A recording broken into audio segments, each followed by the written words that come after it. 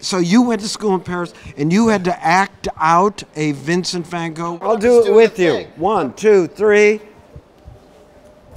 So we were trying to...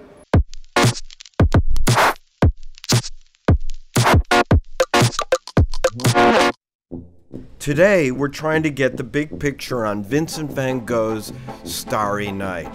It's a song, it's a fridge magnet, it's the background of my computer, and it's on t-shirts. It's one of the most recognized images of the last 200 years.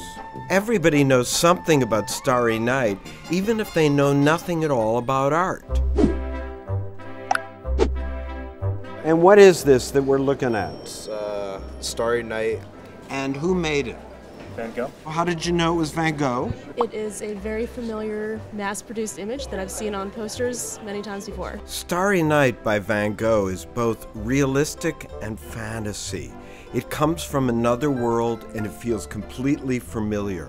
Below we see a town, any town, a small town. Above, only the night sky, but what a night sky. It looks like the sea, it looks like stars, they look like waves. Everything goes liquid. What do you see? What are your impressions? I think it's, to me, it shows like an ideal town and like just like a perfect night. The swirls right here, that's like, oh, that reminds me of a cold, windy night and looking up at the stars. That's beautiful. What did you do physically to act it out? That's the only thing I need, no explanation. Okay. My impression is that it's a calming scene. We were trying to accentuate sort of the tensions, like the push and the pull. So do it. It's really serene. So we were trying to accentuate like the push and the pull and then the... This is a small village. Is it America? No. And then the sort of like the give and the take for the thing, but I think that we were there was too much violence in it. Too much violence. Because, well, that's what Lecoq said. He said, our teacher said there was too much violence and we probably were obsessed with Van Gogh's life. Everybody looks at the life, not the painting. What do you know about his life? He cut his ear off. He cut his ear off. He painted himself. He painted himself a lot. He's Dutch. There's a big Amsterdam museum. He's Dutch. He's got his own bloody museum. Yeah. I know he suffered from mental illness. He was a very troubled and traumatized and heartbroken man.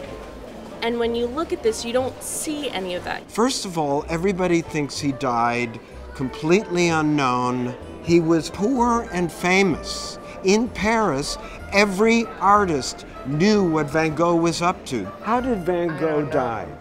Did he commit suicide? Pardon? I don't think that he committed suicide, did he, Van Gogh? Well, they say he did. It looks more and more like he might have been shot by two young boys in a field. In fact, the painting was painted in June of 1890, just months before Van Gogh died. He was in a voluntary insane asylum in the south of France after cutting off part of his ear. However, far from being mad, even after he did this, he wrote in his journal over and over, well, that was a bad idea.